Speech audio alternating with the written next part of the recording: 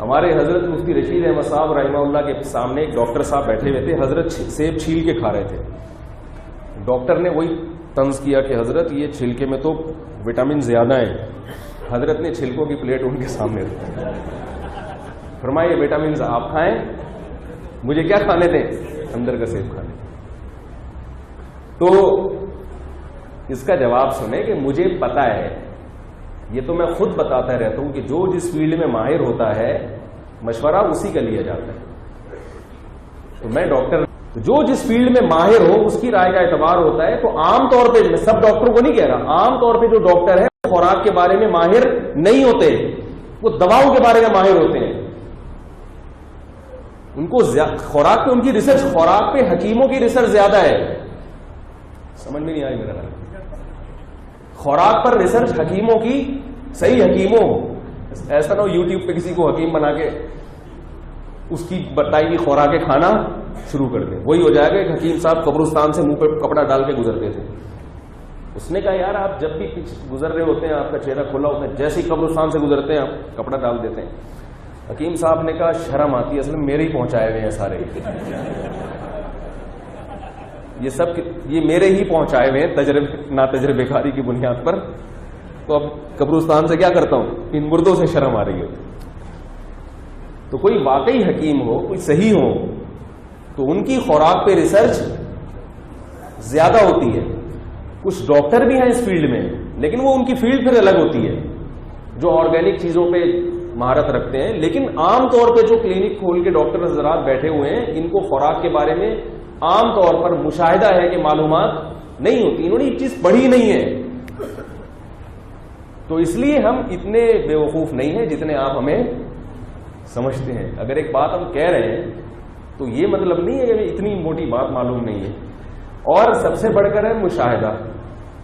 اگر آپ کو یقین نہ آئے تو آپ چھلکوں سمیت بھی سیب کھا کے دیکھیں اور بغیر چھلکے کے بھی کھا, تو آپ کا پیٹ خود تھوڑی دیر میں بتائے گا کہ آپ کے محلے کے ڈاکٹر صاحب صحیح کہہ رہے تھے یا ممبر کے مولوی صاحب صحیح کہہ رہے تھے. یہ تو مشاہدے پر مبنی حقیقت ہے نا. اور اگر بالفرض کسی کا پیٹ خراب نہیں ہوتا تو ہر چیز ہر ایک کے لیے, ہر نقصان دہ چیز ہر ایک کو نقصان بھی نہیں دیتی. وہ کوئی خاندانی میدا ہوگا, آرڈر پہ بنوایا ہوگا, اس نے آرڈر پہ بنوایا ہوگا. ہمارے حضرت میاں والی گئے تو وہاں ایک حکیم پیٹ خراب تھا, حکیم صاحب نے ایک جلاب آور گولی دی, کہا یہ 2 گولیاں کھا لیں. حضرت نے جب کھائی تو وہ ایسے موشن ہوئے کہ ڈر تھا کہ سارا ہی مادہ فاسدہ نکل جائے گا. وہ تو بتایا نا مادہ فاسدہ, آنتیں بھی نکل جائیں گی. حضرت نے اس حکیم سے کہا بھائی کیا کھلا دیا اللہ کے بندے. حکیم نے کہا کہ میں میاں والی میں یہ 4 گولیاں ان لوگوں کو کھلاتا ہوں تو بھی کچھ نہیں ہوتا.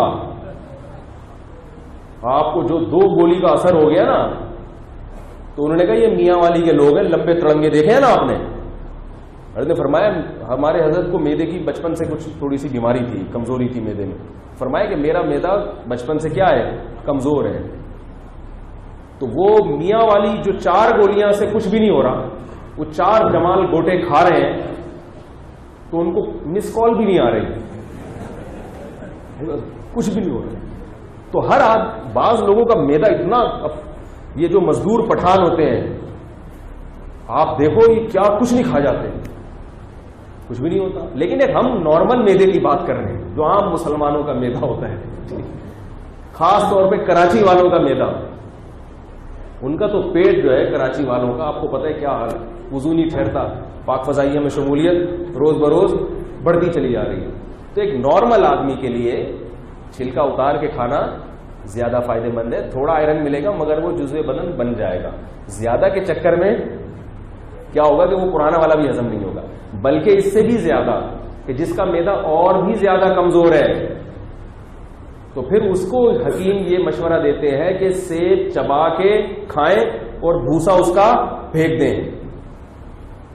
بعض لوگوں کا میدا سیب بالکل بھی ہضم نہیں کرتا کیونکہ بہت زیادہ کمزور ہوتا ہے, ان کے میدے میں خوراک ٹھہرتی نہیں ہے. تو ان کو چھلکا تو دور کی بات, ان کو پھر یہ کہا جاتا ہے کہ چھلکا کیا, یہ جو سیب کا گودا ہے یہ بھی نہ کھائیں کیونکہ یہ بھی بھاری ہوتا ہے.